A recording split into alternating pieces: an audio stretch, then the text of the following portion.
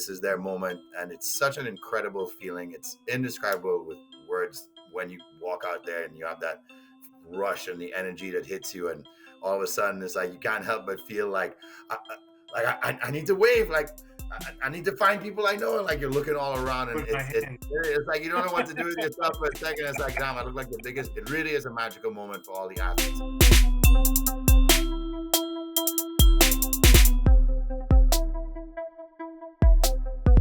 USA, USA, USA! It's Olympic time, everybody! And yes, I am representing USA on this show, as well as the rest of my brothers, except one particular one in Grandpa Jay. I wonder who he's going for in the US Olympics.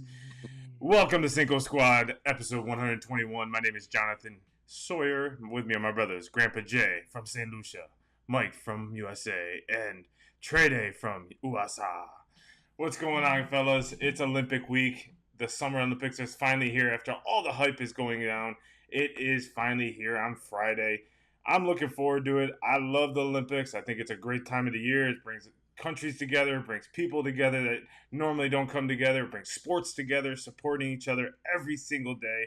And there's always something going on. So sports is back. So what are your thoughts on the opening ceremonies? Are you guys for it? Do you guys watch the entire thing? Do you wait for USA since they're at the end of the alphabet? I feel their pain.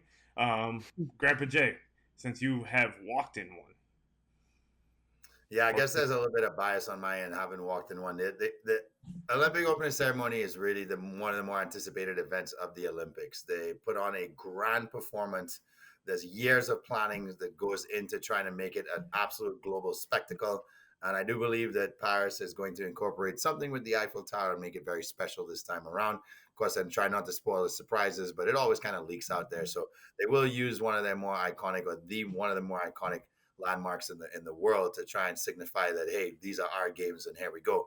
So it's something where it's almost like your rite of passage as an Olympian, where you get welcomed into the games. And that's the goosebump moments. You're walking out there, and all of a sudden, people don't know the countries, but they're praising every Olympian out there. Every Olympian is getting that feeling like they're special, and this is their moment. And it's such an incredible feeling. It's indescribable with words when you walk out there and you have that rush and the energy that hits you, and all of a sudden, it's like you can't help but feel like I need to wave, like I need to find people I know, and like you're looking all around, and it's like you don't know what to do with yourself for a second. It's like, damn, I look like the biggest dork right now, but it's the magic. It really is a magical moment for all the athletes and officials and everybody that's a part of the games. Unfortunately, some athletes can't be a part of it because the some events are the next morning very early, so not everybody gets an opportunity to march out there. But for the ones who do, it's one of the more memorable experiences of your entire life. And for me, that's why I mean, like, I just get instant flashbacks of when I was in Sydney. And of course, Rio is unbelievable. And it's something that I've always looked forward to. It's something I always wanted to see. I don't care what time I have to stay up till or what time it's on. I love what it stands for. It really is the opening of these global games that are bringing everybody together. And you feel that energy and you feel that togetherness. So I love it. It's fantastic. And who will be the flag bearer for St. Lucia this year? It was, in my opinion, it should have been Julian Alfred, who is our top athlete at the games. They did choose another gentleman to be the flag bearer for us. I'm not going to butcher his name, but Michael first name. But I don't think they made the right choice. I think Julian should have been the flag bearer. She's the face of St. Lucia athletics right now. She's one of the best female track athletes in the world. In fact, and we'll talk about more later on the show, but it should have been her.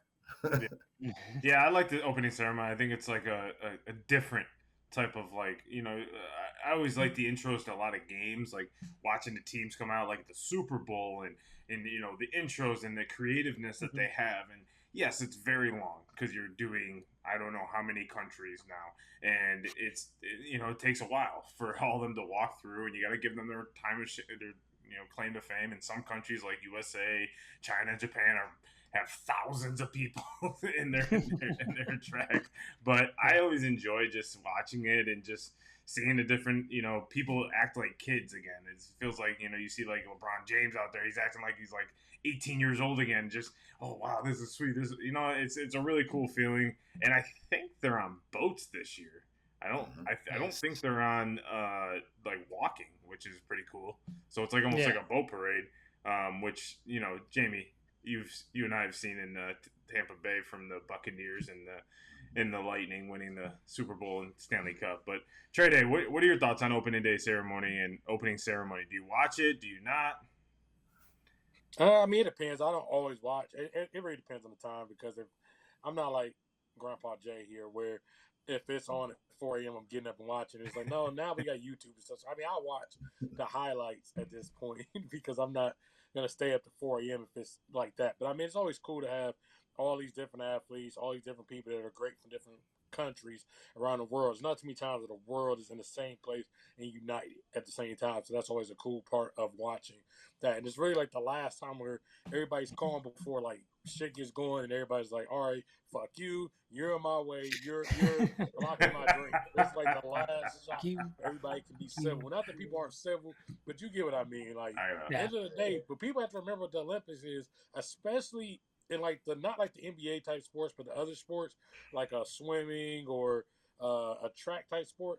You only get to do this every 4 years. And it's the peak of your sport. Ain't like the Super Bowl where okay, we lost this year, we come back. So yeah, it can get personal out there for some people because this is something so many people have been going for 20, 30, 40 years in some cases of training for this moment. So that's kind of cool. It reminds me, we take goosebumps like when Ali back in Atlanta had the torch, and that was like one of the last really moments we got to see Muhammad Ali, in some form of being Muhammad Ali. I know he was still living after that, but he wasn't really doing interviews or anything such as that. So like those type of moments are always cool because you remember that. Congrats, Team USA. You got it right. You chose the right flag bearers. You have the icon and you have the upcoming icon. So LeBron James was the obvious choice. Well done there. I think LeBron leading Team USA out with that flag flying and he's whipping that flag around and is going to be what the USA needs to really catapult themselves into this Olympic Games to make the statement that everybody expects them to make. But for some reason, there's a lot of talk that maybe they're not going to win certain events that they're used to winning. A lot of other countries are going to challenge them. I think LeBron's the perfect icon for this team to lead them out there and say, look, this is my last Olympics. Let's all go out there and leave it on the table. And then you have the upcoming Coco Gauff, who is sort of like the heiress to Serena Williams. And perhaps she's going to go ahead and win herself a gold medal as well. We anticipate Team USA will. So it's always good when you have two of the main, I'd say, faces for Team USA out there, both very recognizable, both obviously figures in their sports where one's the icon and one's trying to become the icon. So well done, Team USA. Whoever made that selection, you guys got it right. And guess what? So cool to think. Two little kids from two small towns get to live out their Olympic dream. And trust me, everybody on the team wants to be that flag bearer. They want that moment. And I'm happy that both of them get their moment here. And hopefully, both of them get their moment to shine as well when they put that gold medal around their neck, if the gods say so at these Olympic Games. I will say though, Mike, I'm kind of curious. I know Jason, I gave his thoughts on this. I know it's a big thing of who's going to be the flag bearer. For us, USA, we picked LeBron, we picked Coco Golf. How would you have felt? And I know, I guess what I've read is like Ledecky couldn't do it because she has to race super early the next day. But what about like Simone Biles? Do we feel like she should have maybe got a shot at being one of the flag bearers just because she has been one of these consistent faces of USA for years? That would be an interesting choice. I personally like what they went with because I think it's a good representation of coming in. It's the biggest star as far as like American sports, American centered sports that USA has to offer coming in. And then in the closing ceremonies, it will be possibly one of the biggest future American stars moving forward. So kind of as one goes out and is playing in what is most likely we expect his final Olympics. I don't know if Coco, as somebody correct me if I'm wrong, I don't think Coco's been in an Olympics yet, has she? I think this is her first. Right. So you get essentially coming in as the last, right? Going out as the first. So as like a beacon of post games, as okay, here's the future, enters the past. So I think I do like the choice, although I wouldn't have been upset if they had given one of those to Biles. Well, side note, she was the closing ceremony bearer back in Rio. It was Phelps and her. Okay, so Okay. Well, she Yeah. has No, now. Simone Yeah, Biles. she had a moment Biles. already in Yeah. 2016 in her first Olympics. Kind of like Okay, what they so did in yeah, Coco, right? It's like, here you Yeah, go. it's kind of the same thing Phelps is Yeah. passing. I would have liked yeah, to seen like Ledecky or a Noah Lyles be because they've been, to Trey's point, and not to take away from LeBron and other athletes that are there, but the NBA stars get the choice if they want to be here, right? So a lot of these other Olympians like Noah Lyles, like Sha'Carri Richardson, they have to qualify to get there, right? They just Yeah. can't say I'm going to the Olympics. They have to make sure that they get their time. Sha'Carri was obviously suspended off of bullshit reasoning, and that I would like to see because I think he's going to be one of the top names in there, and he's been one of the top names in track, and he's kind of put USA back on the map with track. Correct me if I'm wrong on that. I mean, I don't follow track as heavy as people, but he is one of the names that is going to be there. And yes. kind of moving into our first topic is about the storyline that I'm most looking forward to is him. Is to see if he's going to record, if he's going to break records at the Olympics, if he's going to do everything he's setting out to do. I mean, he says here in a quote, "I want to see everybody. I want to see everybody to be able to see the stories we create, the moments that are shared, in the big events that we have." Lyle said, and we need personalities to be able to show that because I'm just going out there and winning doesn't mean everybody's watching. So like he has a personality to him. He has a little swagger. He was a little pissed off when they were calling him. The NBA was calling him world champions. So you knew his name from that. But I think he wants to put his name on, I guess, better terms in the sense because he Right. wants to show that hey, I am a great track runner. I am going to medal. I am going to break records at the Olympics, and that's one storyline I'm really looking forward to see like hey, is he going to do it? Is he going to? And I don't know what he's racing in. So, I mean, maybe Trey Day can let me know what he's racing in. I don't know what his specialty is. If it's, 100 and breaking youth. 200. Is that Usain Bolt? Yep. Same thing Yeah, both in 100 and So he's 200. trying to and that's break. why he not And he'll breaking that be in the record. I don't 4x1 think he's going to relay. break that record, but He ain't breaking the record, but he may win gold. But he's not breaking it. yeah. So, I mean, but you gotta applaud the guy for like trying to say, hey, he's got to put some sort of like backup behind it. Like, hey, I'm gonna break Right. this record. It's like, will you? And it's like maybe not because Usain Bolt is like the fastest human alive. But Grandpa Jay, what are you looking forward to mostly? Storyline wise, throughout this Olympics games. I mean, of course, I'm going to go bias into the pool here, and it's the women's 400 meter freestyle because it's such an iconic lineup of having the greatest of all time, Katie Ledecky, going against the defending champion, Ariana Titmus, who kind of like stole some swag away from her at the last Olympics and made people, for a second, question Ledecky's greatness all of a sudden, which they shouldn't because she's a 10-time gold medalist. And then you have the real Cinderella named Summer McIntosh from Canada, who's already beaten Ledecky in the 800. She's the 400 IM world record holder, and it's like, hold on, wait a minute, this girl can this girl can win Yeah. too. And then you have two other young athletes. You have Lu Binji from China, and then you have Erica Fairweather from New Zealand, who's really had herself a phenomenal year and a great world championships. So where the last two I mentioned are the dark horses that could maybe steal the bronze from one of the three big names, it's going to be the race of the Olympics. It will be the most anticipated race in the pool, at least, where people will not be able to stop talking about it. And going into it, it's going to be great because it's either going to be, I think it's going to be like this. Ariana's going to be in lane 4. You're going to have Ledecky in lane 5, and you're going to have Summer McIntosh in lane 3. So the middle of the pool, that race it's literally going to be like one's ahead and one's pulling ahead and one's going this. And it's going to be back and forth the whole time. And whoever wants it the most is obviously going to race to the end and be the first to get their hand on the wall and win that gold medal.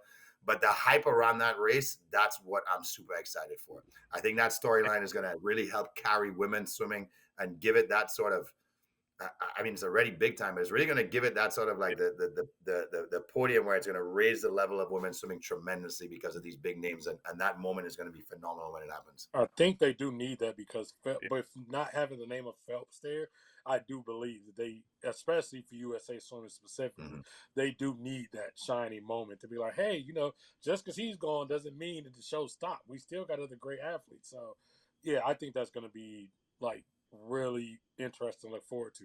I guess for me, most interesting to kind of piggyback a little bit off what John says, the other side of the track. I'm most looking forward to the Sha'Carri Richardson redemption story.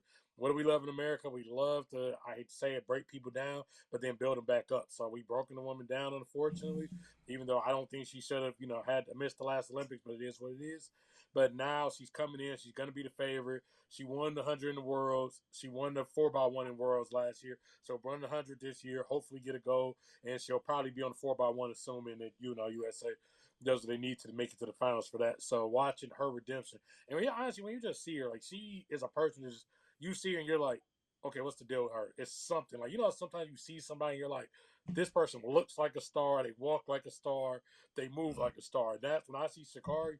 That is why, like, the first time I remember seeing her in college, I was like, she just looks like a star. She came out, had the crazy hair, but the way she's walked on with the track with that confidence, I'm like, who the fuck is that? And if you told me to blindly bet, I would have bet on her because she looked like she was supposed to be the best motherfucker out there.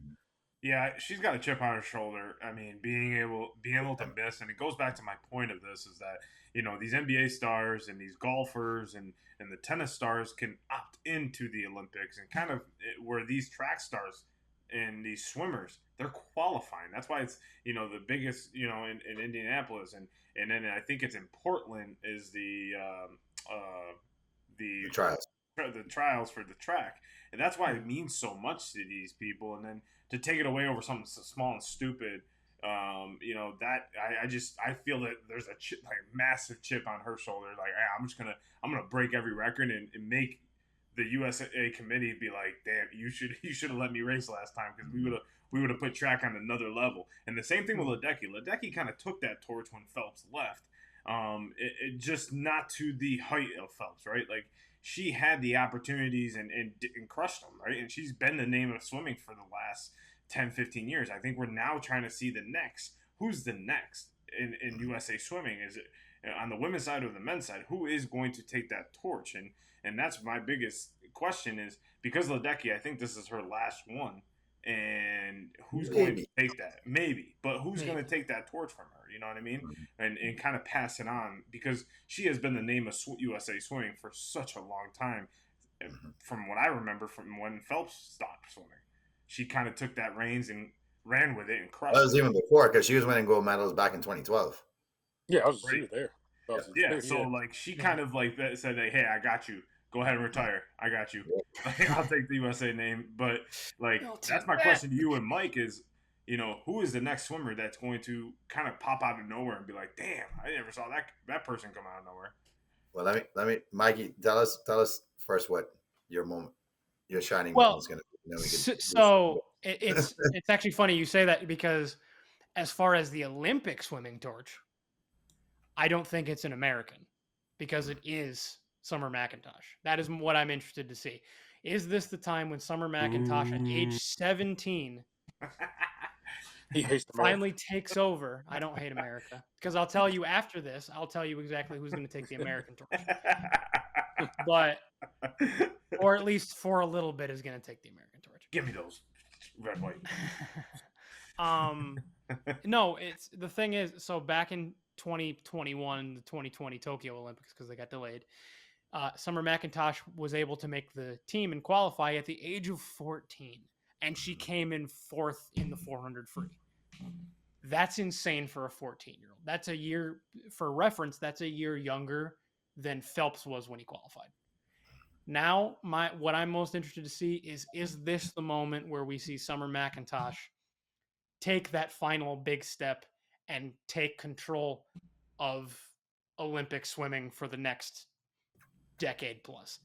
And it might very well be. She, like Jay said, she's already beaten Ledecky once in the 800.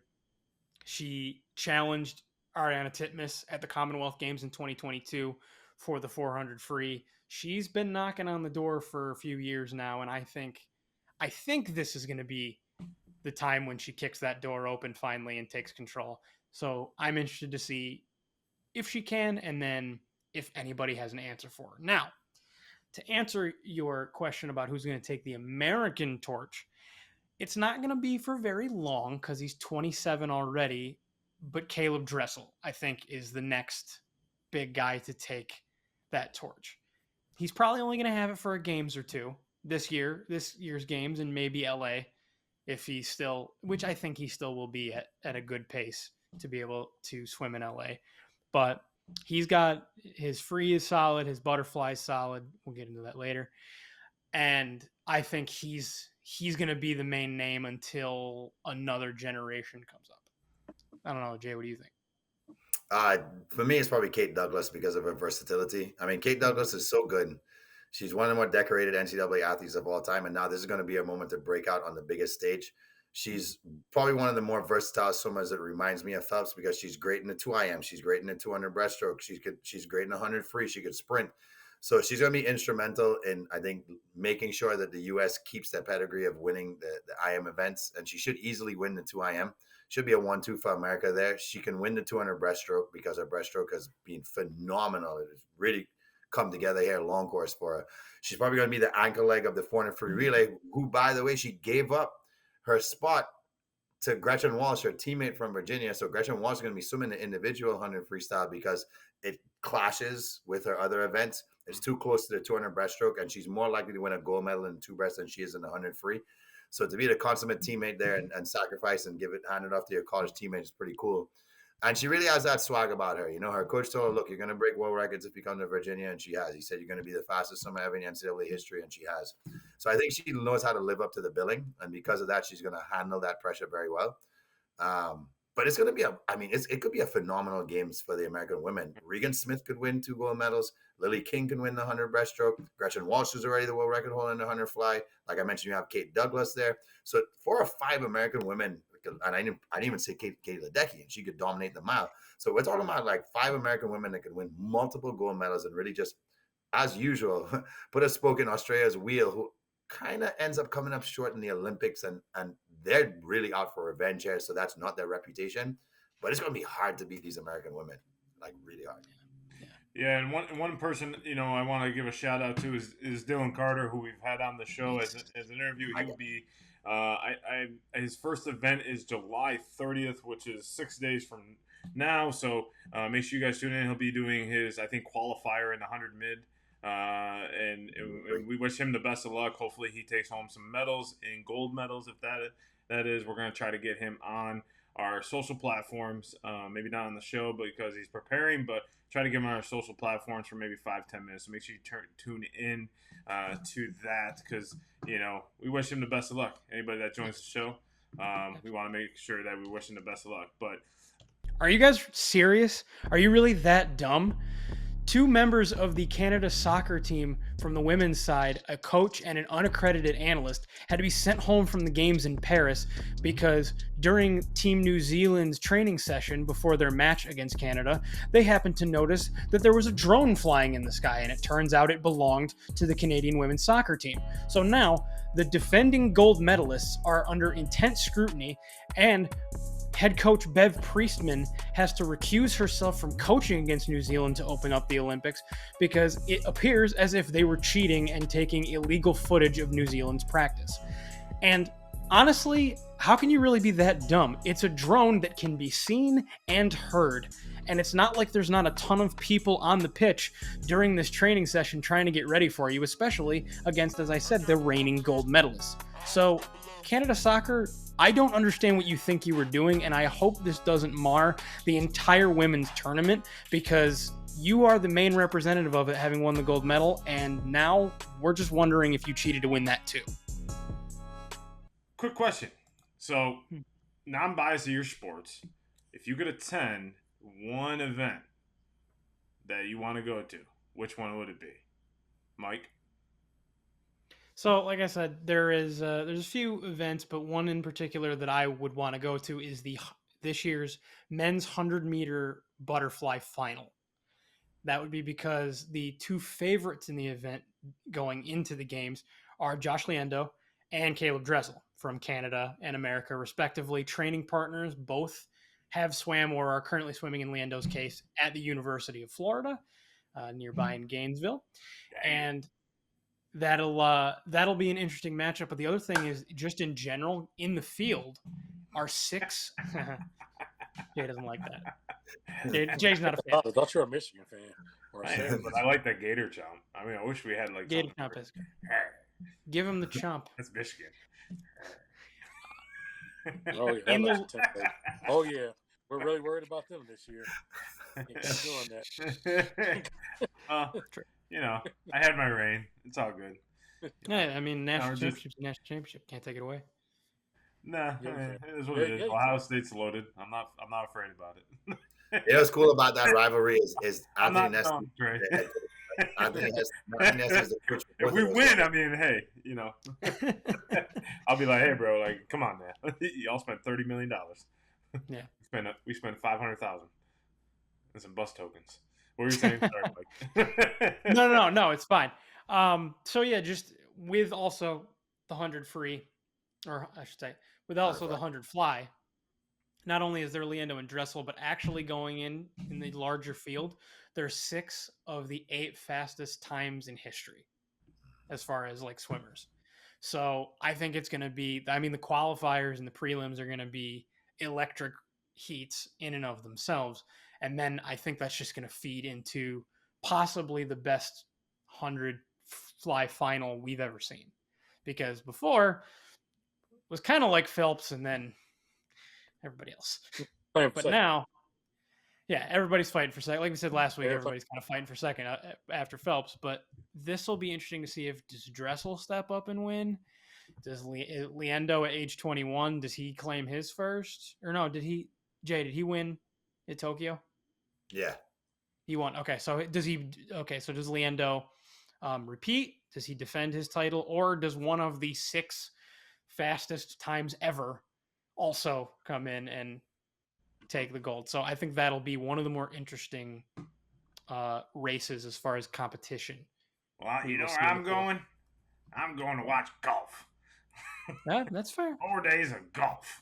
4 days I don't watch it enough. I'm going to go sit and watch some Xander Schauffele win the gold once again because he's on Fuego. Yes, he is. Fuego. Open champion, 2-time major champion this year. I think he's going to take the gold again and really try to get himself into elite status at the Olympics. And, I mean, it's cool how they do it. They have a part 1 and a part 2. The golfing is a little bit different. It's more match play. It's more Ryder Cup type play where if you're not familiar with the Ryder Cup, it's more kind of like different events each day. So you're getting something different each round. So you're not playing just 4 rounds straight up. You're pretty much like playing like a point system. So, which I think is pretty cool. So I'm looking forward to the golf. But if I had to go to a certain event that's not a sport that I'm used to, is I would like to go. I think boxing's still there, right? Mm-hmm. Yeah. From what I saw boxing, I would like to go see the boxing because I mean I love boxing, even though I don't follow it as much. It was awesome. But I would love to see it because these are like the greatest in the world. It reminds me of like Rocky almost, like where he's fighting what's his face, Drago. Like it's like USA versus Russia, and it was just cool. It'd be cool to kind of go see it. It'd probably be electric to see these guys, to see actual boxers fight for their countries and literally fight, because these are like the actual boxers that we want to see, on TV most of the time, not the fake prima donna ones that we see all the time that are just getting paydays. So that's one event I would like to go to see, is the boxing final and just the boxing the entire way. I don't really know how it works, but I think that's pretty cool. Trey Day, what you got for us? Where are you going? I mean, boxing is a little bit different because they wear head guards, the gloves. Oh, they do? Yeah, so it's not like watching the traditional boxing that you used to watch. Well, but it's very entertaining. I went. Well, they don't fight highly because it's more they're fighting for points specifically, so like contact and hitting. So it's almost it's not like knockouts. Way for yeah, and you're not gonna get knockouts. It's almost like for a person who's not used to. Sometimes you get these, like when Floyd used to fight, you get these technical fighters and then he wins. They're like, but he barely hit. He played defense. If you don't hit, you won't win because it's literally scored off of how many hits you actually got in. So you have to be aggressive. So yeah, not bad because they're wearing head guards. It's different than regular boxing. So plus they have to fight more than like every few months. They should do like what's it? Mortal Kombat and fight.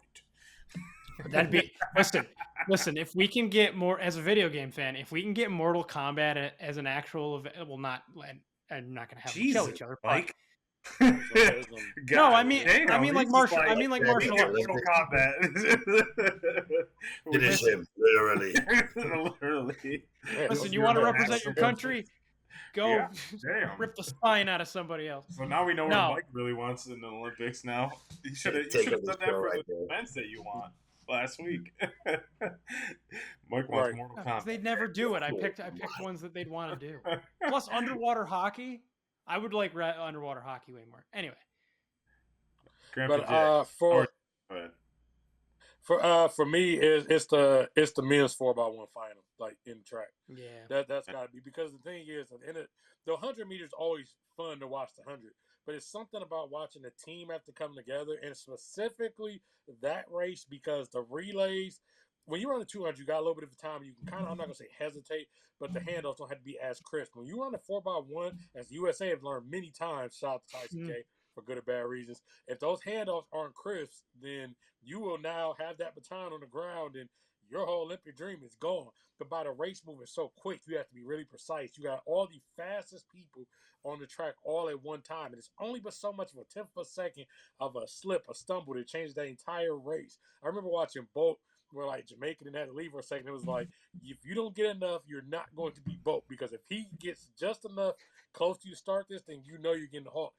And then honestly, watching for the USA specifically in this event, the USA has not medaled in this event since 2004, and they haven't won gold since 2000. The USA has had fucking terrorists in the 4x1 on the track. Even though we know the USA would have had maybe 4 faster guys if it was something where you just slapped the guy and said, all right, go. But those baton handoffs and stuff have been like nightmares and demons. So for media, the 4x1 men's, that is, it's such an electric. Like, I mean, I don't know if Jamie got to go to it when he was at the Olympics, but like you can, the light, but it looks like the damn Super Bowl when you just see all these lights and camera flashes every time as you hear the silence, and it's like, get on your mark, and it just gets to complete silence, and then you hear all the screamers like crazy. Yeah, you hear that little pow and all erupts. So yeah, 4x1 men's final. Have you guys seen the video on like Instagram or whatever social media where like it's like a high school girls, like I think the same thing, 4x1, and the girl's like, "Give me the fucking baton," and then she just runs off the fucking track. I'm like, oh my god, could you imagine if that No, happened but that's at the how it Olympics? feels out there if you ever ran track. If What? you're like, give me like no, I said if you're, that's how it does feel out there. You may not That's how it yell feels. it out normally. But she ran it. She ran off the fucking track. Like she turned left and went through the infield. I'm like, I don't know if that's the route you want to be taking. You can still catch her. Like she didn't like. I was like, could you imagine in the Olympics that shit happen? Like, give me a fucking baton. Just fucking cuts across. There's no cuts. You can't just That'd be my direct route. Fuck this. I'm taking this route. wait. The finish line is over there. All right. It would actually take you longer to run across. Yeah. Yeah, because it's like almost like 80 yards, right? Like across. Well, you're running a field. You're basically running an entire field. Yeah. Obviously, your SAT score might have been a little bit below 700 if that. Yeah. In that moment. There's only 100 meters to go that way, but you go this way, now you got to run. No. She like, all right, 300 meters that way. She just went with she went with the route that they always say, like the shortest distance between 2 points is a straight line. Yeah, I'm not rounding the track. Straight in front of you, not straight to the left. While cussing out her teammate. Well, I think she lost that in translation a little bit. Yeah. So, Grandpa Jay, what event are you attending?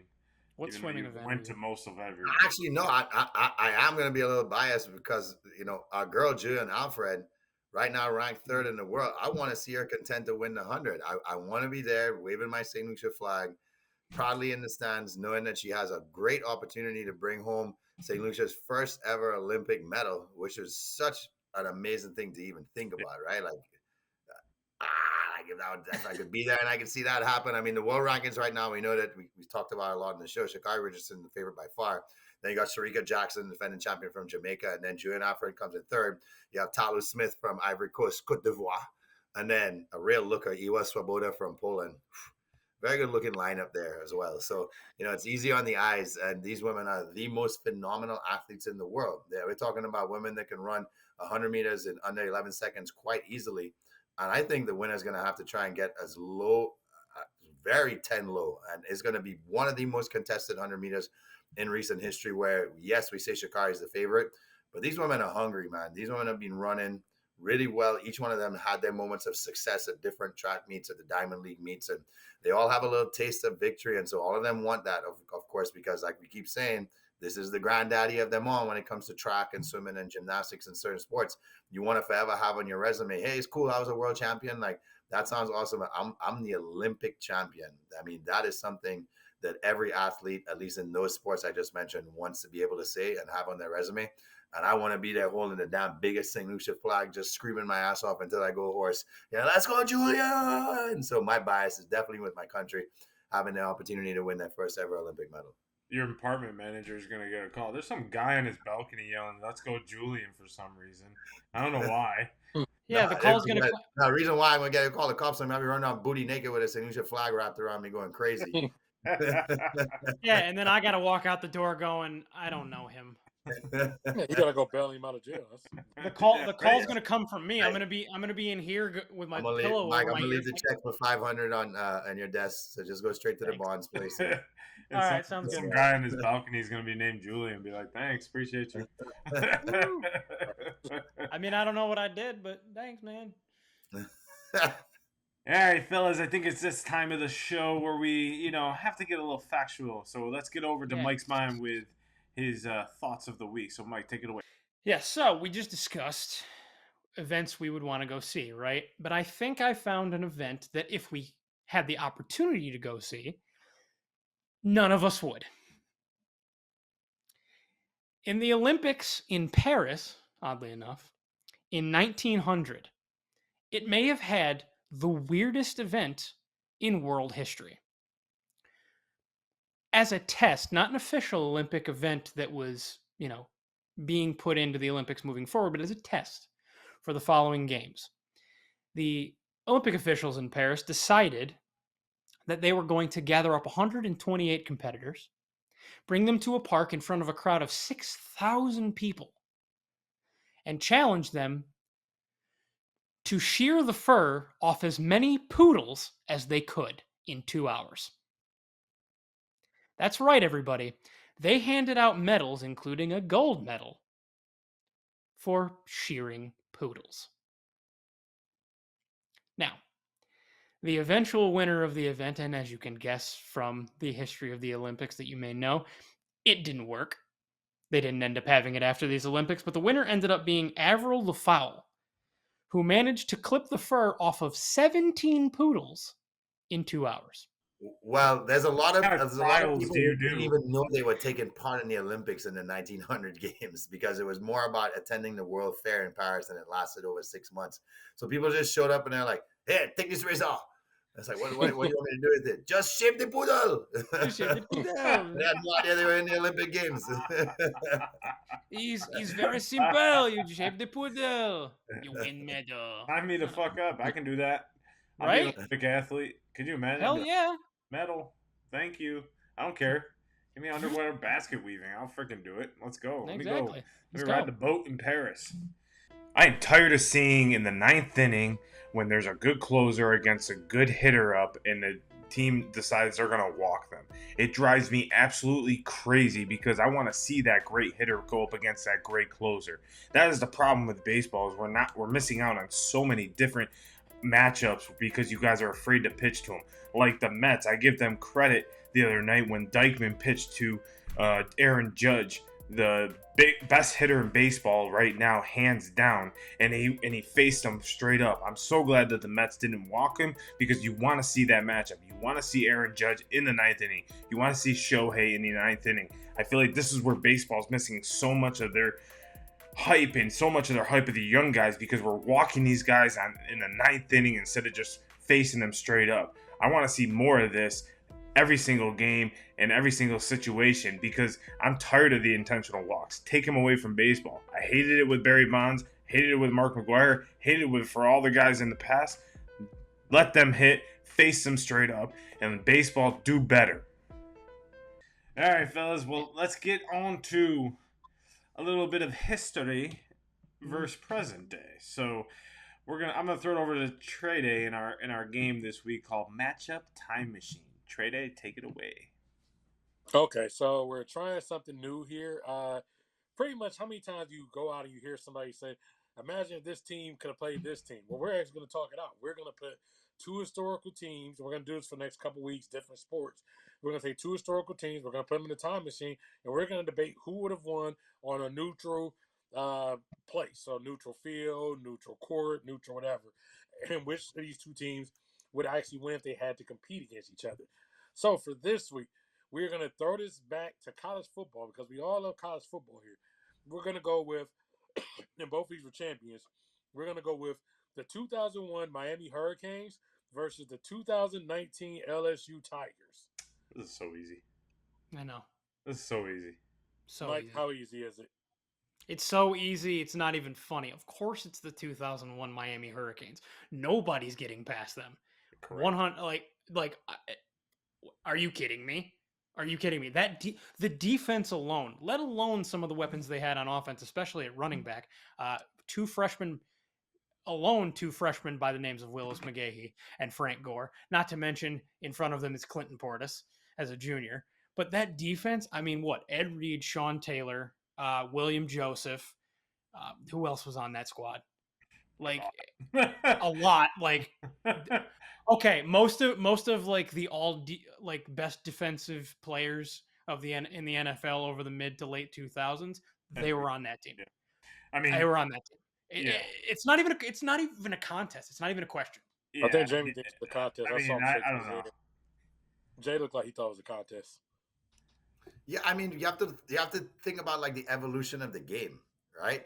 So you're talking about one of the more talented defenses in the history of college football by far, because I think there were games where the defense outscored the team they were playing, in fact, multiple times that year. So that speaks volumes to how competitive the defense was. But we're talking about the evolution of the game where the rules changed, and LSU's offense was not just unstoppable, it was to the point where you just kind of had to think, well, are they going to win by 20, 30, or 40? Because you knew they were going to roll. And it wasn't a matter of like whether anybody could keep up. It's just, is Joe Cool going to have 5, 6, or 7 touchdowns today? It got to the point where it was almost like it doesn't matter who they're lining up against. And when I started to think about that and how dominant they were, I already started thinking in that year, what did they line up against this team? And what did they line up against that team? I definitely think the Canes, with maybe a week or 2 or 3 weeks of preparation, could have probably given them a hell of a game. I just think with the change, and maybe it's all like, maybe I also have to look at it like, what rules are we using? Because the rules are so different than how the game has evolved now, right? You're talking about obviously more physicality. The defense can get away with being more physical. If you take away the physicality of that Canes defense and they have to play much more of a drop back defense and you force them to do that, I don't know if they have the same impact. See, what they did is they got to the quarterback, so they did such a great job of getting to the quarterback. But if you look at one of the major things that Joe Cool had going for him is because he had so many options. The ball was out of his hand in freaking 1.9 seconds all the time. It didn't matter if you brought pressure. In fact, that's what they loved. If teams brought pressure, they would eat them apart, just tear them apart. So to me, I think it would be a much closer game than you guys are giving it credit for. I'd take LSU by a field goal, to be honest. I don't see that because realistically, and I'll give you some stats. 21 of the 36 drafted out of that 2001 Miami team was on the defensive side of the ball. So what you're telling me, regardless of the rules, I think they adjust eventually. But if we're playing 2019 rules, I still think they're fast enough. They're big enough. They were getting after the quarterback in less than a second. They're past the offensive line. I don't think LSU's offensive line was that good. But let me throw you some other stats. 17 players, not in on the same draft. 17 players out of that 2001 team were drafted in the first round. Yeah, that's ridiculous. Not all in the same year, but eventually were drafted in the first round. 38 total, 38 total were drafted overall. LSU had 5 in the first round. 14 total picks, 9 out of there, and then 6 undrafted. So I'm not saying that, that matters because we've seen a lot of undrafted players, but I mean, you look down the list. I mean, you got Ed Reed, you got guys that are like not even. I mean, here's the real keeper, though, right? You're only talking that the defense has to do all this work. You trust Ken Dorsey can beat the most juggernaut offense ever. You're trusting Ken Dorsey to do that with that defense, absolutely. What Trey? Ken Dorsey to beat what defense? That LSU defense? Right. LSU First of all, defense was not. I mean, let's be honest. That 2019 year was very low in college football. Let's be realistic. We had Trevor Lawrence, yeah, but in the Clemson team, that was probably the best opportunity for LSU to get knocked off. But realistically, that was a down year in college football. It was a very down year. Ohio State was down, Alabama was down, Georgia was down. All these big name schools, Oregon, all these big name schools were down that year. So LSU came in and kind of dominated. But I mean, Miami just came through and wiped through 2001, and then ultimately they got beat by an Ohio State team the next year after that, and that team is still loaded. And that team was in that 2002 Ohio State team. I think would beat the 2019 LSU Tigers. well, That's how good they were. No, let's think to which teams were Speaking of waging which. against each other. Go blue, and Trey, don't ever make me freaking defend Ohio State. Compliment Ohio State again. But when you did compliment Ohio State. Trey just sent back like, okay, yeah, I'm No, keep talking. Yeah, fair. But that's what you got. I'll get how bad you say LSU's defense is. I didn't say they were bad. I just said that I don't think you're giving the offensive side of the ball for that Miami team is credit as it should. I mean, Willis McGahee was And I tearing it won't, up. because Ken Dorsey is garbage. Right, but you have three great college top quarterback. running backs. Great college quarterback. That's all. Okay, so then LSU just stacks the box and forces Ken Dorsey to beat them, and you can't keep up. That's what I'm trying to say. Like, yes, the defense would maybe slow them down a bit, but they're still scoring 30. No. Yes. No. Ed Reed would have like 4 interceptions against Joe Cool. Ed Reed would lock down Jay Jetta or Jamar Chase, either one.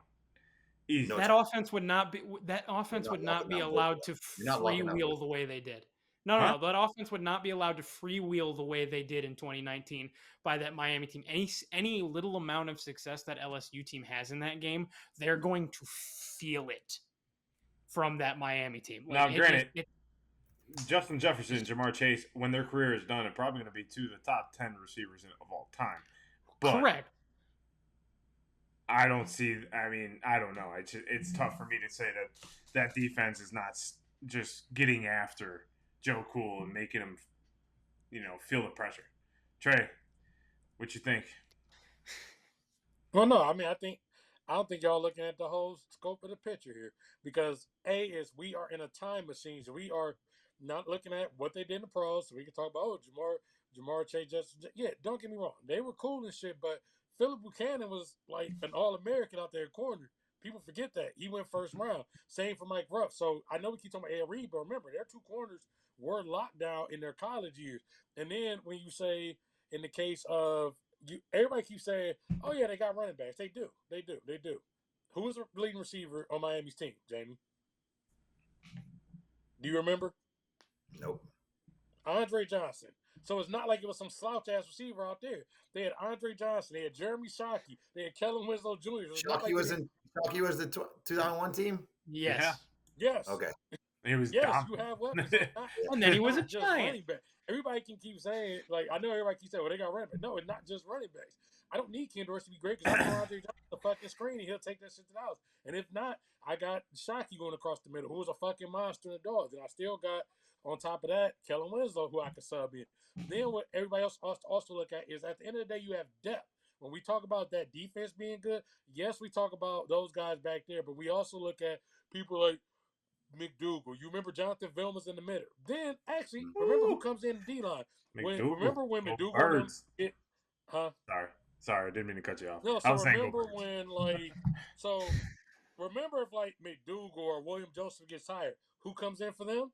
Vince Wilfork was the backup. So it's not like, okay, we get tired, fuck it. Let's put Vince Wilfork in and let him chase down Clyde Edwards-Helaire. So when you look at that, I look at the depth, because at the end of the day, LSU, if I just say, fuck it, I'm going to say the coverage one way and take out, let's say I just say, all right, I'm going for Jefferson. Chase, you do what you want to. I don't know where else LSU has to go. Thaddeus Moss wouldn't be in the first 2 or 3 tight ends on that Miami team, because that's your next option. So then you look at, like, when you look at the line, you look at Brian McKinney, All-American as far as your left tackle. Okay, he's going to give issues. So Dorsey's going to be protected. Then you look at the fact they beat 5 top 15 teams by a combined 236 to 72. That Miami team only gave up 8 points per game 8 total points per game. Philip Buchanan, great punt return at the time. He returned 2 punts for touchdowns. Also, we talk about running backs.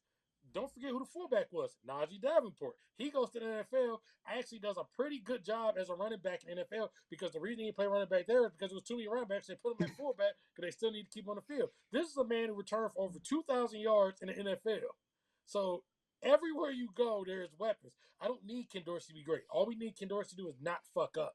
Joe Burrow has to go out here every play and not make a mistake and not catch Ed Reed lurking. Because remember, if Ed Reed gets his hands on that ball, he is bringing it back to the house. So, yes, the 2001 Miami Hurricanes are beating that 2019 LSU Tigers team. 100. Reed boy. I mean, but from a draft comparison standpoint, we know that the talent on the Miami team probably adds up to, we know already what they were, right? And a lot of Hall of Famers came out of there. But you also have to remember LSU by the end of night 2 had 20 players signed in one given draft as well. So that roster was equally, of course, we don't know who's going to end up a Hall of Fame out of it yet, but they did have 20 guys signed to their roster quite fast after the first, second round of the draft, excuse me. So the talent that came I don't know I'm not comparing it, but I don't know the answer to this, but I know, like, in the case of that Miami team, they had 6 first-team All-Americans. And 2 were consensus. I've got Ed Reed and somebody else. They had 13 all. I don't know how many in LSU, but there was such a gap. Well, the LSU roster, every award was won by that LSU roster, right? So everything, the Heisman Trophy winner, the Biletnikoff, the Thorpe Award, multiple Coach of the Year. I mean, like, you name it, that roster won it because to John's point, is because it was a down year and they just had every dominant player at every position. But the same for the Miami team, with the exception of the Heisman. Ken Dorsey was, as trash you say he was actually at the ceremony 2 years in a row, as trash you just said he was, because they did, with the exception of running back, because they were splitting up time. Johnson was there in the Biletnikoff. You had Ed Reed, consensus All-American. McKinney was voted best tackle. Coker won Coach of the Year. So you had they also had every position there. But I just think that's one of those teams where you could actually take these guys, and I think they still would actually translate, because I think they could have played multiple styles. In worst case, I guess, to go back to John and Mike's point is, okay, you got all these running backs. Fuck it. You said they won't stop the offense. You know how the easy way to stop offense? Don't let them get the fucking ball. I just keep running the ball with Willis McGahee. Yeah. Oh, he gets tired. Put in Frank Gore. Oh, he's tired. Go back to Clint Portis. Oh, he's tired. Put in Najee Davenport. Oh, he's tired. Throw a screen to Andre. Like, it's just so many options and ways to reinvent themselves. Whereas I could probably figure out how to try to cover Jefferson or Chase and say, fuck it, the other one can beat me if I got to. Well, let me put a twist on it for you then. You have Miami sitting here on this side of the bracket. Doesn't matter who you put versus, like, are you guys arguing that it doesn't matter what team you put up against the 2001 team, you're always taking the 2001 team? The only team that would compete against the 2001 team is the early 90s Miami team. That's the other team. I'll take that team over. But I think the 01 team was so goddamn. I mean, it was a nightmare watching them watch, because college football was like, it was basically like when we watched Phelps at the Olympics. It's like, they wreaked havoc. Trust me, they wreaked second. They wreaked havoc. I think the 2001 Miami team, I think, is the best college football team assembled in the history of college football. So yeah, I mean, it was just crazy. Yeah, I truly believe that they are the best, because we talk about errors. They're one of the few teams, I think, where I think I could plug them in 1970 and say, let's go be physical, and it's going to be a thing where we don't let the quarterback throw. We're going to run. I think I could take them. I could put them in. Fucking 12 times a game back then, anyway. Yeah, right. Yeah, I just think that they can plug in any error, and I don't think you can say that about most teams. At a certain point, when you look at like these 1970 Nebraska teams, you can't put them in today's game. They get right off the fucking field. But if you also take some of today's teams and put them back in and say, okay, we're going to play smash mouth, they can't do anything. But when I got big Vince Wilfork and these type of big bodies, you damn right they ain't going here and smash up against Tommy Frazier and Nebraska of the 90s or some shit. Yeah, that 2001 Miami team is the best college football team assembled in the history of college football. Yeah. Well, I know some people say 95 Nebraska, but I'm not buying that. So. No, because they're not. Tommy Frazier not going to put the ball in here. At a certain point, they're going to run them off the field, and I think that defense is going to go in there, and they actually can get physical with them. You know, like I said, the only teams that I think could compete with that 01 team is their team back in the '90s with Jimmy Johnson and late '80s. That's the only team I think could compete because that's how it was structured. You feared Miami. I remember when Syracuse used to play them, and I think Michigan played them a couple times. I'd be like, "Fuck, man, why we got Miami this year?" Like it would just be half the roster terrible. was coked up too, so those guys were freaking playing with superhuman. That too. Yeah, them dudes playing with their hair on fire. If Literally. you remember, The Rock wasn't even like a big name on the freaking No. on those no 01 no '90s team. 90s. No, nobody Miami. rock because you had so many Warren guys. Sapp, those guys. You had actual. Yeah, you had like actual Like, NFL Hall of Famers. So, I was about to drop the hammer. well, What about those late 50s, early 60s Syracuse teams? With none other than Ernie Davis. Ernest R. Davis. I mean, yeah, he would run all Yeah, over the come on, field, man, but Vince. Jim Brown would crush him in the early '50s. But I mean, I don't know, but No, I know. I only say that to be able to watch bring any up. film on those '50s or '60s Syracuse teams. Yeah, well, we got to go. Other We than got the to. That's the next Express. episode. Next episode is a full film session of the 1959 to 1961 Syracuse Orange. yeah, you could have that all to you, buddy. I mean, they did beat Texas, which was They did in the Cotton Bowl. House. But I don't know. Like I said, No, I've I never only watched bring that those teams other than the Express. So I only bring that up to be able to mention Ernie. I know you just want to mention your hometown every single time. Right. Woo! Go ahead. It's got to happen one time, fellas, before the college football season starts. So that's your one time. Do not. bring it No, up there again. will be more. There will be more. All right, be so more. since three of us locked it down this week on Yes. Miami for the matchup time machine, let us know who you think and what you're going with. But let's get over to Grandpa Jay's locks of the week. Grandpa Jay, what do you got for us? I don't have anything this week, guys. There's nothing on my radar. On to all the that I next can tell you. topic. And There's nothing I can tell you to lock in this week other than the fact that lock into your screens and make sure you guys are watching the Olympics. All right, take the time to give these athletes what the credit they deserve. You know, we say, "Oh, I'm going to watch the Olympics," and you know, we talk about replays on YouTube like that. Yeah, whatever. You can watch your replays and stuff, and you can do it that way. But at least tune in. Tune in whenever you can. Okay, like tune into anything. You're going to be highly entertained. So here's my lock of the week. If you watch the Olympics, you will be satisfied with that as your choice of programming. And bet USA. You're right. Always bet USA. Lock it down. Lock the Olympics down. Well, as we talk about the greatest in the world, we're going to kind of move it to ESPN's greatest 100 athletes as they came out with their list. And I'm a little confused by a lot of picks. Post 2000. Remember, it's Post 2000. Yeah, remember, Greatest athletes post 2000. And I want to see what Trey thinks of the list. I'm confused on the list, but go ahead. I mean, the thing with these type of lists, nobody's ever going to 100% agree. We're not going to agree. ESPN's not going to agree. No matter what, you can't really, have everybody agree. Some glaring things to me. No offense to Michael Phelps, he shouldn't have been one.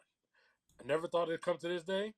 Tom Brady should have been fucking number one. Yes, I just said it. I never thought I would say, yeah, Tom Brady should have been one on this list. Yep. Are you okay? I know. I've never been a Brady supporter. But are you okay? I know. I've never been a Brady supporter, but he's retired. You made Bubba faint. You made Bubba faint. God damn it, bro. We moved on. We moved on. So, yeah, Brady. I know. I have shitted on Tom Brady for years, and it's not because I didn't think he was good. It's because you're sick of it. Yeah, fuck that guy. But at the same time, the reason he should have been one is because I was sick of it. Why was I sick of it? Because it was every fucking year. So this is no shade to Phelps. It's really by design of the sport, and there's no offense to him. But Phelps basically shows up every 4 years in domination. Then you have some worlds and stuff like that. Brady literally was relevant every damn year until like 2 years ago, through basically the entire decade. Or a 25-year period. So Tom Brady's the most consistent person, whether it's every year we're watching the Super Bowl, every year we're watching conference, he's always at the center, with the exception of 1 year he got hurt. So to me, Brady should have been probably number one. Phelps definitely should have been in the top 5 to 10. But to me, I guess I look at it like this. Phelps, Bolt, Biles, they're all kind of in the same class. So why is he at one and they're that far back if all of these were the best person in the history of their sport? Accordingly, they all have all these multiple things. Other than the fact of USA bias to Phelps in that case, why not Biles? She was there for almost the same amount of time. Both went out there and set on the record, so why not win it? I mean, I'm not saying they should have been there, but to me, those three basically, you pick your order, those three should have been almost consecutive in the list. Then I also, once again, y'all gonna be surprised about this. Tiger Woods should have been second. I know, once again, a guy shitted on. He should, because once again, if we're gonna talk about this 25 years, that guy was by far the most consistent person. John, you can fill in the number. I don't know how many weeks he was at number one, but the number's some ridiculous thing where the guy is literally the like number one person in his sport. Yeah, every week. 11 years. And then also the thing with golf is, once again, Tiger had to go out to the Masters. You go to the U.S. Open, this event, Akron, Goodyear, whatever. Like, he's always out there, so it's a consistency again. So I thought, once again, Tiger Woods should have boosted up there. I think, my guy LeBron, of course, he's about where he should have been. I guess, once again, we talk about greatness. And everything about this list is going to shock you, all my revelations, except for this one. Taurasi should have been hired at 21 because a lot of people consider her possibly the best woman in the history of women's basketball. Some people may say Sarah Miller. Fine, nothing against Sarah Miller. The WNBA didn't exist at that time. 21 seemed a bit low to me there.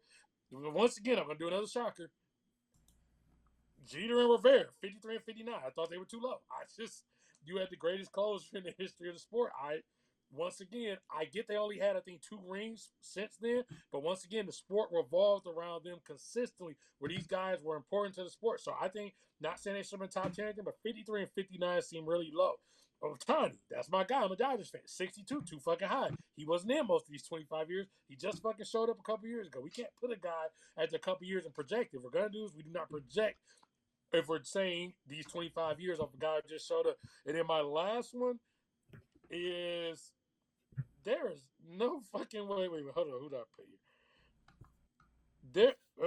Wait a minute. I lost my. Oh, that's what it was. How is James Harden ahead of, as high as he is? James Harden's above. I mean, like, I didn't get the James Harden ranking. Didn't really. As you baffled, bro. And I didn't get Chris Paul. Yeah, because I had to go back and look, and I was like, wait a minute, what did I say about Harden again? The Harden ranking I just didn't get. I mean, when I looked at that, I looked at Kawhi where he was at, I looked at Chris Paul where he was at. I know Harden got an MVP, but I forgot what the exact number was. But Harden was too high. Sorry, the guy disappears in the playoffs. Part of being this great on this list is you need to show up when times count. I get you want to do the whole flopping thing. I get, that's all fine and dandy and shit, but no. Yeah, I mean, I agree with that. I mean, my picks were kind of like on the Jeter and like how is any of the baseball players that are ahead of like Trout? How is Trout there? He hasn't been healthy his entire career. Granted, he's been on the Angels. He's had plenty of opportunities to leave the Angels, and yet he hasn't. How is Miguel Cabrera ahead of Derek Jeter and Mariano Rivera? Again, Miguel Cabrera was entirely too high. That was Miguel Cabrera was way too high. And to answer your question about Tiger Woods, 683 weeks at number one.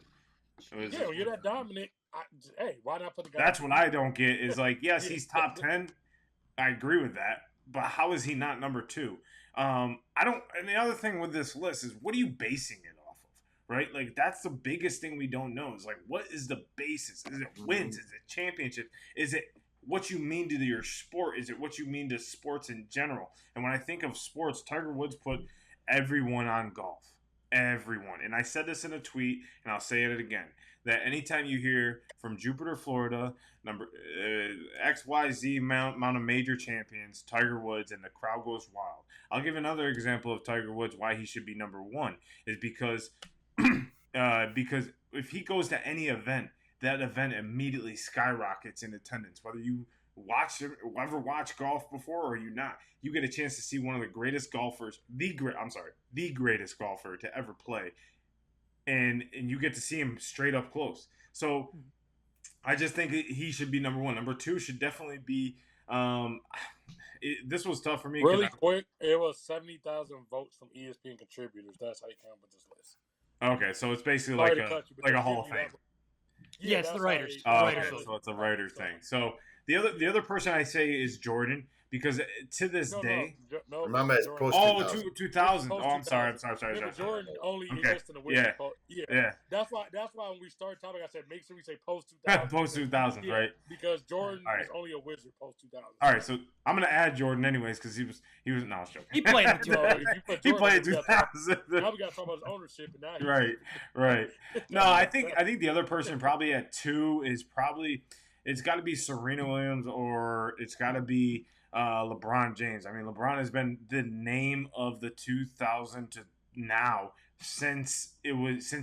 I mean, we heard about LeBron in the 90s. We heard about LeBron in the 2000s, the 2010s, now the 2020. Now he's the USA flag bearer. Like, we've constantly heard about LeBron. LeBron is constantly talked about. You talk about LeBron, you get immediately 100 million views. It's just an immediate thing. Like, people love talking about LeBron. People love shitting on LeBron. So for someone to have that type of name recognition for his success that he had what, 10 straight years going to the NBA Finals.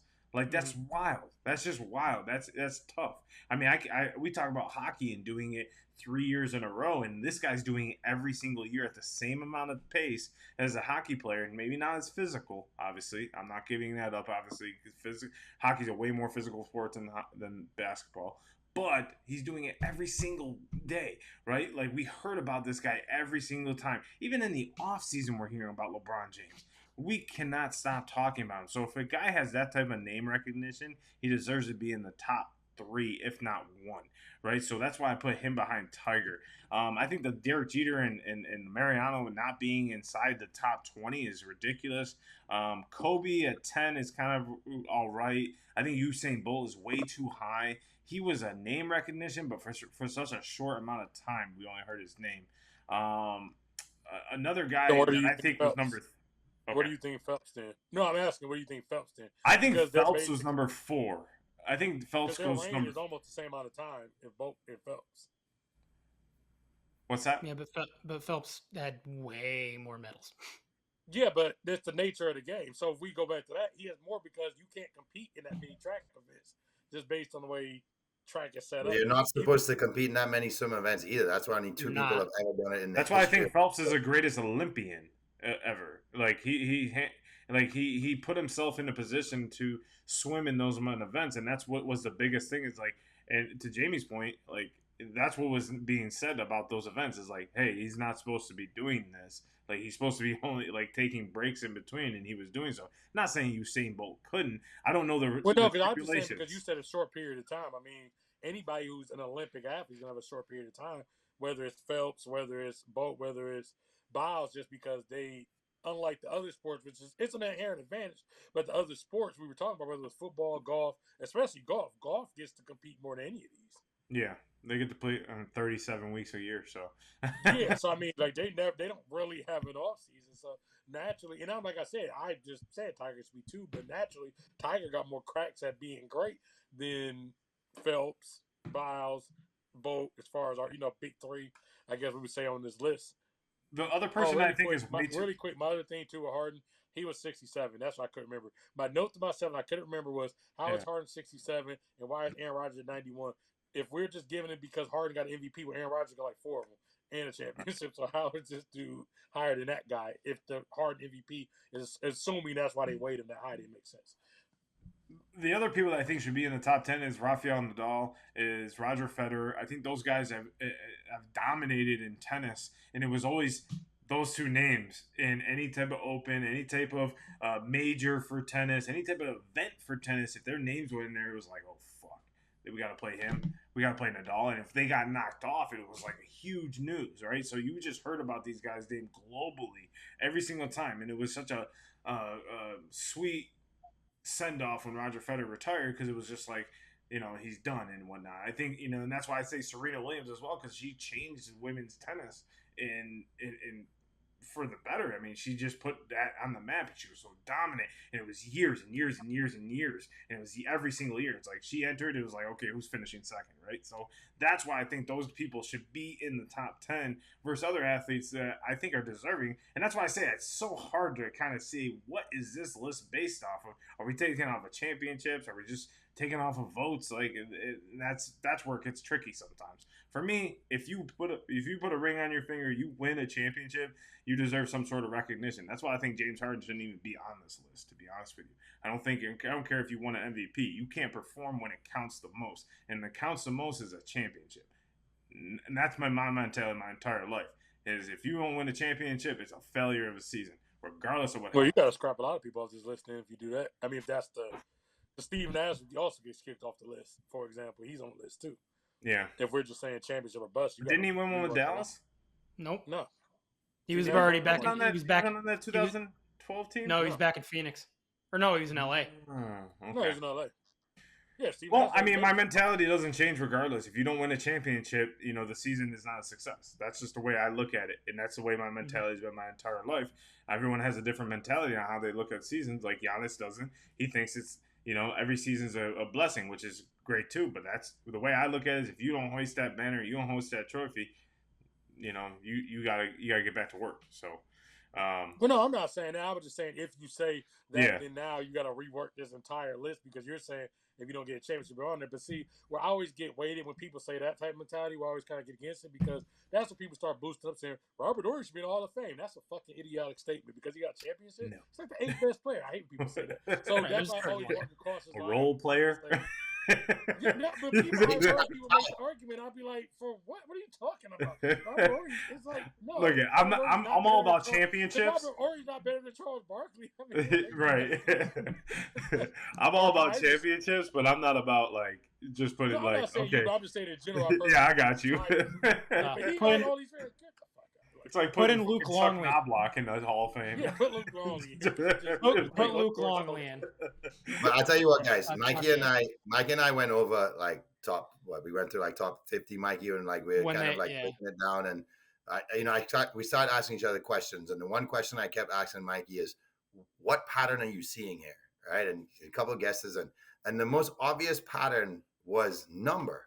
I mean, who has the biggest number? And if you look at it, the only one that's really left out oddly, and now he has more than Federer, is Djokovic being where Federer is. Because if you go down the list, it's really based on the biggest number. Phelps, 28 medals. Then Serena comes in with 23 majors. And then you have Messi, who has, I can't even count. Like Messi has like 24 trophies or something ridiculous, and then 8 like MVP. If you want to call it MVP, is the best football player in the world or soccer player in the world. He has 8 of those. Nobody's near that. And the next closest is like 3 or something. And you go down to LeBron, greatest basketball player of all time. Numbers are just totally inflated. Might not in championships, but he's leading in so many categories by the time he retires. So as you keep going down the list, you're realizing that what my pattern at least was it was inflation. It's like who proved that they can walk away with the most shiny things, right? And that's kind of what the list looks like when you go down from 1 to 10 at least. But then if you look at the sports on it, I was a little surprised that of the top 20, 4 came from tennis and 5 came from basketball. And that was a bit of a surprise to me. And maybe the most glaring thing that they got wrong was having Tiger at 8 with Simone Biles sitting right above Tiger Woods. Like, yes, if you compare them and say, were both of them extremely iconic for their sports? Absolutely. So they both fit that bill. Did both of them accomplish things that have never been done in their sports before? Yes. Did both of them obviously transcend their sports from a standpoint of what they look like in their sport compared to past champions in their sport? Yes. So they both have very similar checkpoints, but in terms of iconic for their game, Tiger Woods is by far ahead of everybody else in terms of how he transcended his sport. Nobody else on this list comes remotely close to Tiger Woods, which is why he had to be 1, 2, or 3. There's no way Tiger Woods should not be 1, 2, or 3 on this list. Agreed. I couldn't agree more because it goes back to the point. I mean, a few years ago, he decided to opt into the Valspar tournament. The Valspar tournament went from maybe 25,000 people going to over 190,000 people when he opted in on the next day. They sold out of tickets. They ran out of parking room. It was absolutely unreal, and the crowds are 6 to 7 deep. And even when you're all the way at the back, you're not be able to see him. But what you're able to see is his swing come through, and if that makes it the day for people. So for him to transcend a game into people wanting to play And now guys like Scotty Scheffler and Justin Thomas and Xander Schauffele and all these guys are big names now because he put golf on the map and made it fun and made it cool, made it exciting. Where now it's like, okay, now we're looking at golf like, okay, look at all these other guys that are doing it. Scotty's doing it at a high level, and it's like, cool, that's great. So I couldn't agree more with that, Jay. That's the clue I gave Mikey. I was like, Mikey, when I was trying to have him guess, I was giving him clues. I was like, he made his sport cool. That's the first thing I said when I had them try and guess who number 8 was. But I tell you what, I've always said if I had to do this list, Serena would be my number 1. I stick by that. I do think what she was able to do from a 14er, what she overcame. She turned pro at 14 with her oldest sister really kind of head and shoulders above her. And imagine being in a household saying like, my biggest rival is my sister who I love and support. There's no envy or jealousy here, but I have to get over my big sister to try and become the greatest of all time. Nobody else on this list had to do that. So I think like in terms of what she had to overcome to get to where she got to, and 365 wins at the majors. Are you kidding me? And that's like 3 years of injuries where she should have probably won 27. That's why I consider her the greatest tennis player of all time. Injuries sidelined her, and then by the way, she had a kid and she still made 4 Grand Slam titles finals after that. She didn't win any of them, but after having a kid, a lot of females kind of fizzle out of the sport where they don't even come close to becoming a champion again. So she's my number 1. I'm happy she's a number 2. I know Mikey has a lot to say about this list. Okay, to begin, it is a tragedy that Kobe Bryant did not make the top 5. Because this whole time we've been talking about iconic athletes of this century. Mm-hmm. He has been one of, if not in some respects, the most iconic athlete of this century. He has an entire approach to athletics named after what he did. It's the Mamba mentality. It's his mentality. If you play that way, if you compete that way, you are competing and playing like Kobe Bryant. Also, when it comes down to it, RIP to Kobe, we still talk about him. Whether, when he was alive, we talked about him. He was a major part of still sports, not just basketball, sports. We still talk about him to this day with the utmost respect and reverence for the way he played the game, the way he approached the way he played. And so to put him at 10, I think below these some of these guys and girls it's just wrong to me, and I don't understand it. The one I take out the most is Simone Biles. I'm sorry, I understand she was dominant in her sport, but again, we talk about iconic. Simone Biles, I have the utmost respect because I could never do what she does, and almost no one could. She's probably the best gymnast we've ever seen on an Olympic level. But that's the thing, on an Olympic level, she becomes iconic every 3-4 years. Guys like Kobe, guys like Tiger, even guys, other Olympians like Phelps, they are the gold standard and talked about in their sport, and their sport is talked about every year. It's always was a race, even at the Olympic level and the world championship level, of can you reach the level of Michael Phelps? I don't hear universal talk about Simone Biles outside of prepping for the Olympics and then the Olympic years. But I would ask you this in that case, because is that because of your circle? Because if you're around people who do gymnastics, she is the gold standard of gymnastics. But I mean, how many people do you ever have conversations with gymnastics about? I guess I would ask. Well, and I suppose that's what I were just talking about it earlier. No. Yeah. No, so I think it's more of your proximity. I get you. Say, that, yeah. I guess is more so what I'm getting at. Because she is the gold standard. Okay, if not, then who's the best Olympic gymnastics person you think of? I mean, I guess I would say name 5 of them. And, Mary she's Lou going to be the first one to come. Mary Lou Retton. Yeah, but when she came out to name first, would have been Biles. If I said name a gymnastics person. Well, but I think that's that's what I think is so hard about this list is the fact that we're like, it is because all these players and all these people in maybe the top 10, top 15 were the top of each, right? And then it's like, right. Okay, now we got the top of each sport. Now where do we rank them in order of each other? And it's right. That's where the hard part. Because let's make it really hard. Let's make this really hard. Put everybody on the spot here. Name your top 3 right now. Who you want to go first? I can't remember if I said 3, but I know I said Brady and Tiger 1 and 2. I can't remember what I said 3. So it was 3.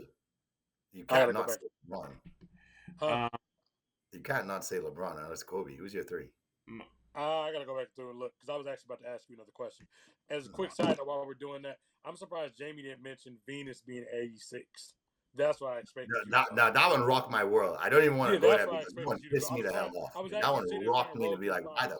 why would they even disrespect her that much? But I think it's because she had so much early success and she really kind of fell off the face of the earth. Yeah. And I mean, it says she all the won other 7 athletes grand. have longevity through decades. It says she ran 7 majors since 2000, so it wasn't like she. But it happened within like a 4-year span. You see what I'm saying? I think with the others, like it happened in different decades. They kept being the Okay, I icon get what and you're saying. name That's and what I was face of gonna it. say. She was still winning. She kind of fell Yeah. off. I think my Serena 3 would took be it. my 3 would be it would have to be Tiger at 1, 2 would be LeBron, and then 3 would have to be Serena. Yeah, I guess Brown probably is 3 for me. Who you got? Yeah, probably. You go ahead, Tiger. Yeah, Tiger at 1. I'll put Braun at 2. I'll put Brady at 3. Wow, after that rant about Kobe, you fucking didn't even put him at top 3. No, he said Kobe top 5. I said top 5. He said top 5 Kobe. So you basically put him at 5. I was just surprised you didn't put him at 3. He put him at 4 or 5. You just went on a big ass fucking rant about that.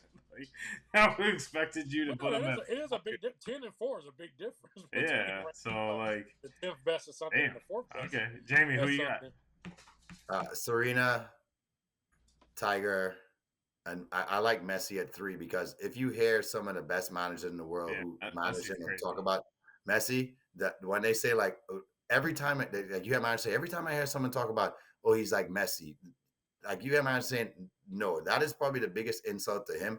And one time Pep Guardiola was saying, okay, you want to rank players? Here's what we're gonna do: Messi 1, Messi 11, 9, 7, 5, 6, 4. Like he's basically saying like, give me 11 Messis. Like that's just how it is. Like he should be ranked 1 through 10. Like that. It's Messi all day, every day long. And for one of the greatest managers of all time, obviously you manage him. There's not bias to that. You almost manage against him too. To consider him that much of an icon in the sport, knowing that Ronaldo it's supposed to be Ronaldo, Messi, for him to just be like, no, it's Messi hands down, and to rank him that high above every other iconic football player, that said a lot to me. So Serena, Tiger, Messi. All right, now we're gonna go through another hour of top greatest athletes from the 1910s and the 192000s. Babe Ruth, Lou Gehrig. No, but Johnny Weissmuller. Let us know what you guys think in the comments about your top 3 and what you think about the top list. We'll put the link in our bio here. But I think we need to get to our Stomp the Squad. Where Trey Day needs to get this win. If he wins, I think he takes the gold. No. You have to rephrase that. We have to make sure Trey Day does not get this. No, but if he wins, he takes the gold. He takes the gold home. He'll take and he'll do it. But Grandpa Jay, take us away with Stump the Squad. Yes, boys and girls, ghouls and goblins. My favorite time of the show right here. We're about to ask each other a series of questions. It's called Stump the Squad. If you get it right, you get 2 points. If you get it wrong, you get -2. Play along with us. Don't cheat. See if you beat the squad this week. In honor of Trey possibly being the winner this week, I want him to go last. Just because I want him to have no chance of winning by the time he goes last. So let's keep Trey last this week, guys. John, you take it away for us this week. Alrighty, so this is the 3rd time Paris has hosted the Summer Olympics, and that has been 3 times. Mm-hmm. What country has hosted as well 3 times? Is it Australia, Japan, London, or the U.S.?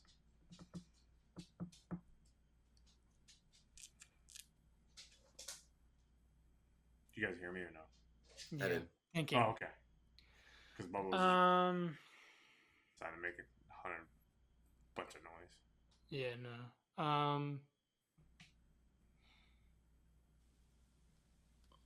It's a good question, actually. Good job. I'll go. What were our 4 choices?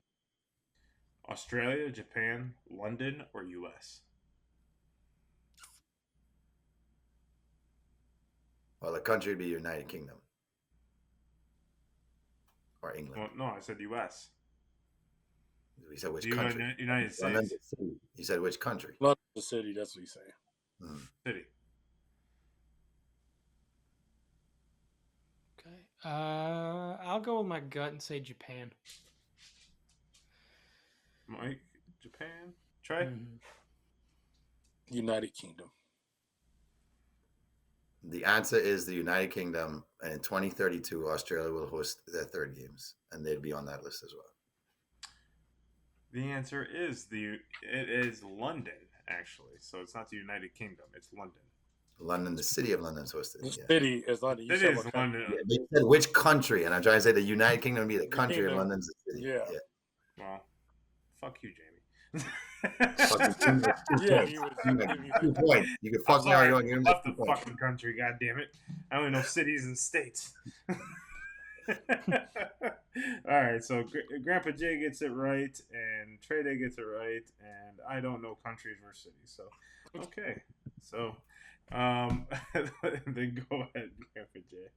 And just for in the 28 Olympics, USA will be the third time as well. Too. Yep. I know. I was trying to know about Everybody's getting a dose of three. threes. I knew LA would make three, so I knew it wasn't them. All right, gentlemen. They came out with a ranking of 2024 NCAA Olympians by college. Can you guys tell me which one of these universities ranks at the top of that list? Is it Texas, Florida, Michigan, or Stanford?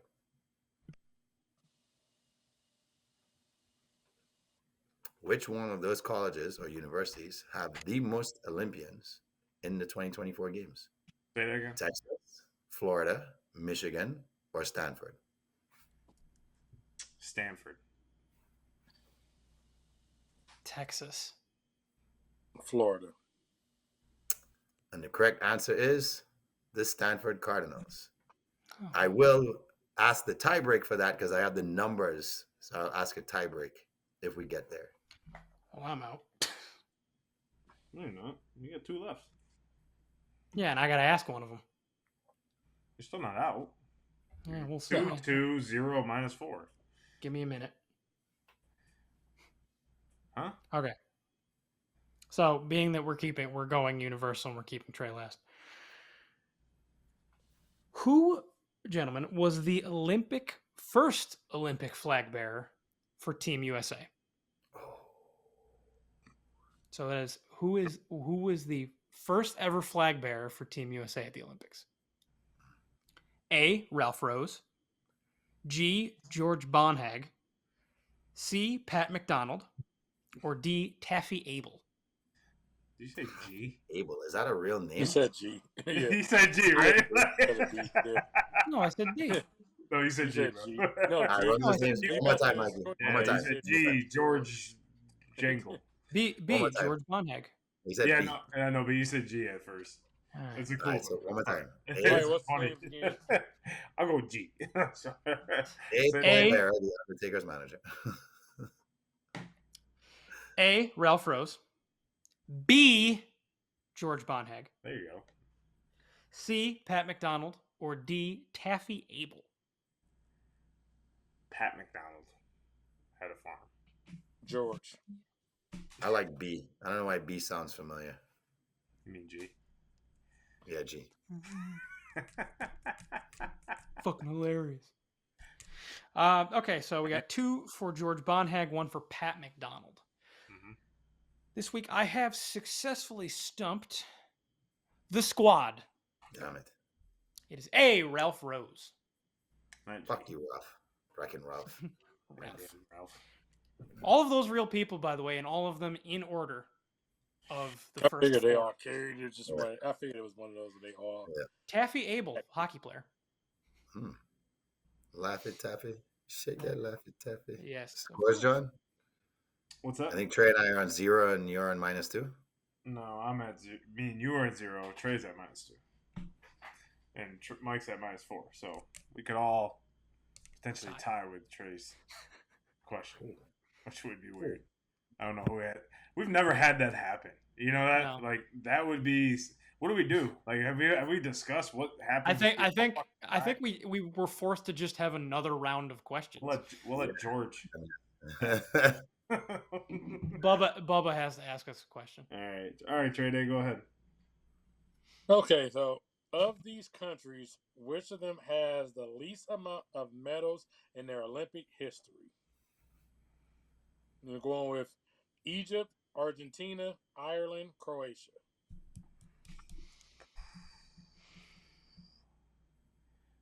Least amount of medals? Ever. Yes. Egypt, Croatia. It was Ireland. Egypt, Argentina, Ireland, Croatia. Let's say Argentina. And we have John of Argentina.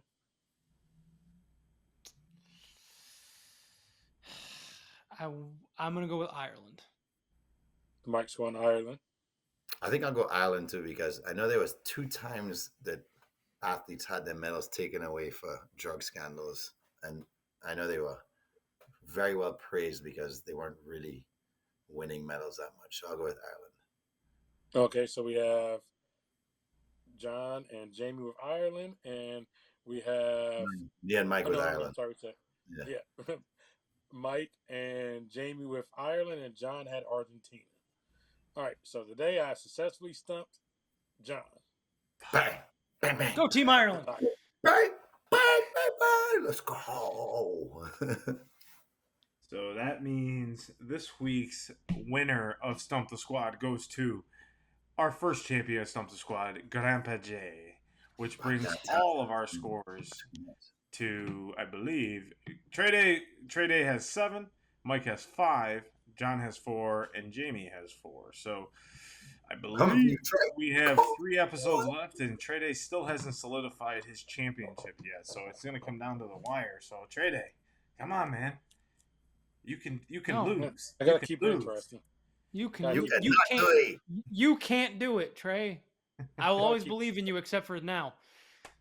Well, everyone, thank you for tuning into the episode. Make sure you go follow us on our socials at Single Squad Pod 05. And make sure you go watch the opening night and all the Olympic Games throughout the month. It's going to be electric throughout there. We're going to see a lot of USA gold medals because let's go USA, right? I mean, let's go. And good luck to Dylan Carter once again. Best of luck to him. Hopefully he medals and gets a gold medal.